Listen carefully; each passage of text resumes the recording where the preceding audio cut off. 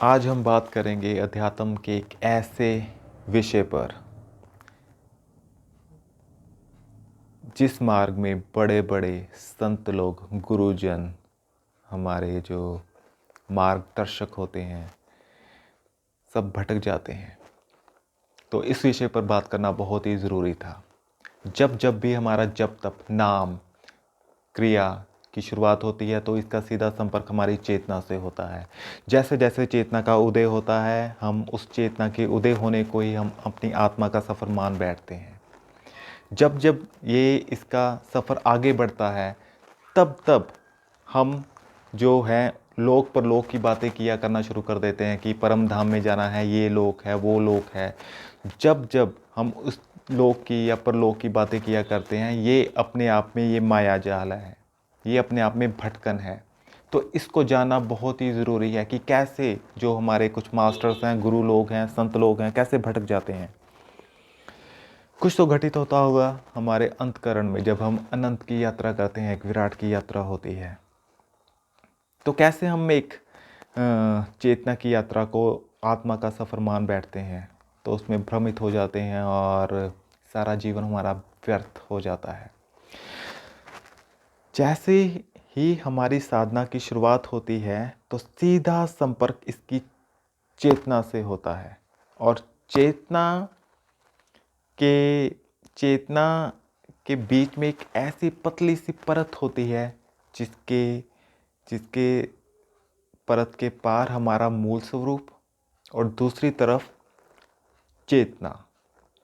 चेतना में परिवर्तन आता रहता है। और वो मंत्रों से, नाम से, ध्यान से, क्रियाओं से उसका बढ़ना या घटना चलता रहता है।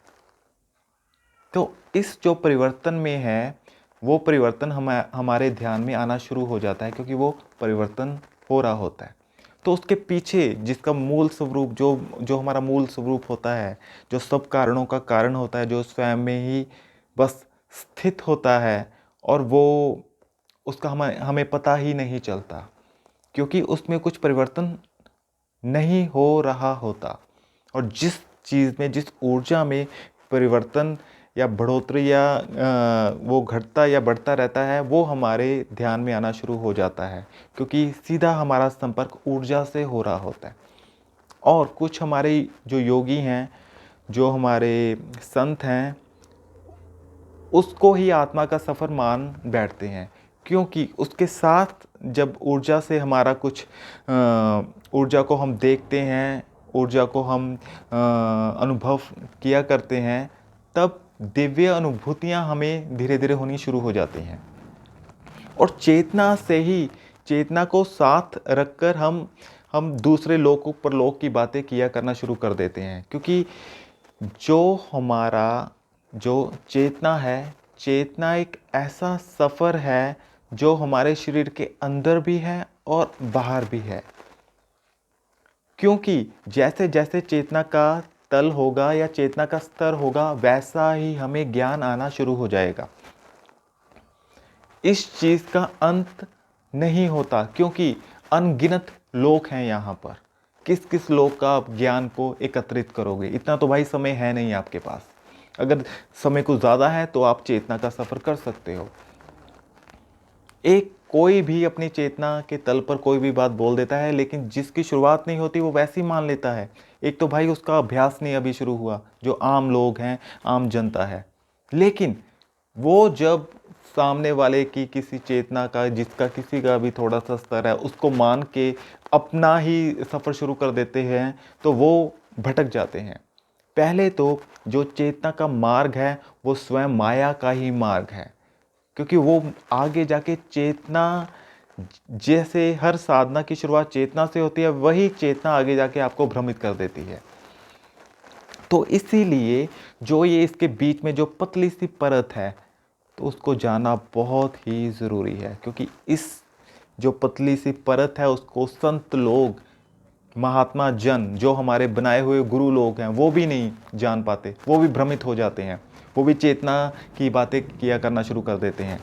तो इसीलिए इसको सिर्फ आगे जाके परमात्मा की कृपा से जो सबके आत्मा है, अगर वहीं से कृपा हो जाए तो तब उसके बारे में ज्ञान हो सकता है। तो अगर उस ज्ञान की बात किया करें कि जब कोई भी ये साधना किया करते हैं तो वो एक बार ज़रूर उन्होंने अनुभव किया होगा कि जब वो क्रिया नहीं किया करते, जब सब चीज़ें उन्होंने छोड़ भी दी होती हैं कुछ समय के लिए, जब वो साधना नहीं किया करते, तब ये चीज़ें अपने आप प्रयत्न रहित अपने आप होने लग जाती हैं। ये चीज़ें उन्होंने ज़रूर ध्यान में रखनी है कि अब तो मैं कुछ क्रिया कर नहीं रहा, कुछ भी अभ्यास नहीं कर रहा, तो खुद ब खुद ये कैसे हो रहा है? खुद ब खुद होना ही यही आत्म कृपा है। क्योंकि जो ये पतली सी परत है, बिना प्रयत्न रहित जब खुद ब खुद चीज़ें होती हैं, तब ये चीज़ें पता लगती हैं कि ये चीज़ जो जो हमारी चेतना है, ये एक जो हमारे परत के परे जो स्थिर हमारा मूल स्वरूप है, ये उसी की स्तुति कर रही होती है। चेतना को हम मंत्रों से, हम नाम से हम इस ऊर्जा को बढ़ा सकते हैं या ये घट सकती है। और जब हम बिना प्रयत्न रहित हम स्वयं के ही मूल स्वरूप में स्वयं को स्थित कर लेते हैं, तब ये चेतना अपने आप ऊपर उठती है, जैसे कि ये स्तुति कर रही होती है। एक नानक की लाइन याद आ गई कि कैसी आरती होवे पब खंडना तेरी। ये चेतना उस मूल स्वरूप की जो हमारे अंदर ही स्थित है, जो हमारे स्वयं का ही स्वरूप है, जो सब कारणों का कारण है, जिसका सब कुछ करते हुए भी वो निर्लेप है, और उसकी स्तुति हो रही होती है चेतना के द्वारा। तो ये जो बारीक सी परत है, इसको जानना बहुत ही ज़रूरी है। और चेतना को बढ़ाने का, क्रिया का इसको एक मंत्रों से या किसी नाम के उच्चारण से हम बढ़ा सकते हैं, लेकिन स्वयं के ही मूल स्वरूप को जानने का कोई अभ्यास है ही नहीं। कुछ क्रिया है ही नहीं, कुछ ध्यान से इसको पाया नहीं जा सकता। हाँ, आप अपनी चेतना के विस्तार को बढ़ा सकते हो, लेकिन जब चेतना का विस्तार होता है, उसके साथ ही लगकर अगर हम उसकी चेतना से ही हम लोक परलोक या दूसरे डायमेंशंस की बात करने लग जाएं, तो ये भटकने वाला मार्ग है। ये भटके हुआ जो भटक जाता है, वही ऐसी बातें किया करते हैं, क्योंकि चेतना आगे जाके कुछ समय विश्राम देती है।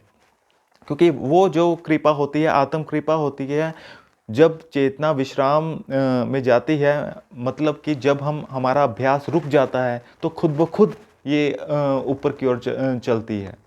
तब फिर वहाँ पर चीज़ें थोड़ी सी क्लियर होती हैं कि ये जो अपने आप चल रही है चीज़ें, इसका मतलब कोई कृपा दूसरी ओर से आ रही है, आपके अंतःकरण से कृपा आ रही है।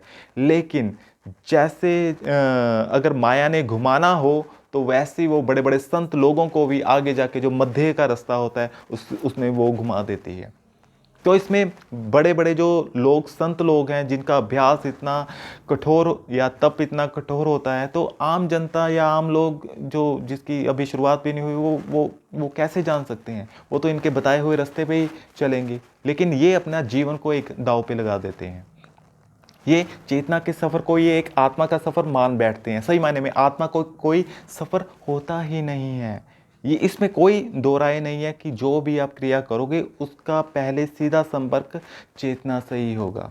लेकिन जो आपके अंदर जो जो जो एक स्थिर अवस्था में बैठा है, जो परम शांत अवस्था में बैठा है, जो परम चैतन्य है, जिसका उसका पता आगे जाके लगता है, जब जब ये चीज़ें प्रयत्न रहित होती हैं।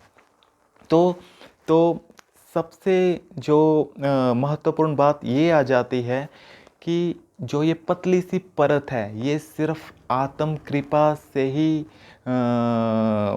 इसको पता लगाया जा सकता है। क्योंकि ये जो चेतना है आगे जाके घुमाती है, ये माया का बड़ा ही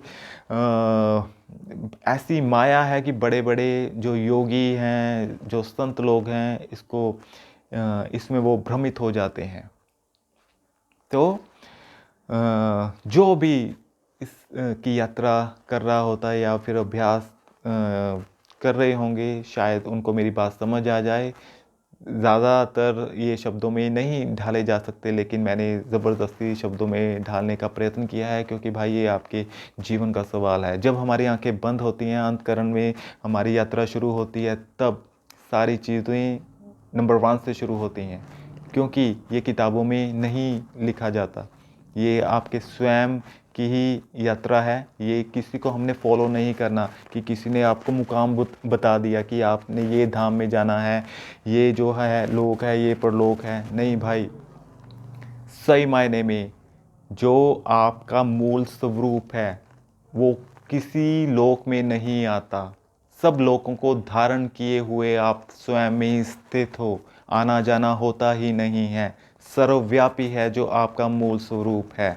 तो अपने ही मूल स्वरूप में स्वयं को स्थित कर लेना, यही मुक्ति का मार्ग है। सही मायने में मुक्ति कहना भी गलत है, क्योंकि ना इसमें कोई बंधन है ना कुछ मुक्ति है। ये सिर्फ चेतना में ही बंदा भ्रमित हो जाता है, पता नहीं दूसरी लोक है या परलोक है।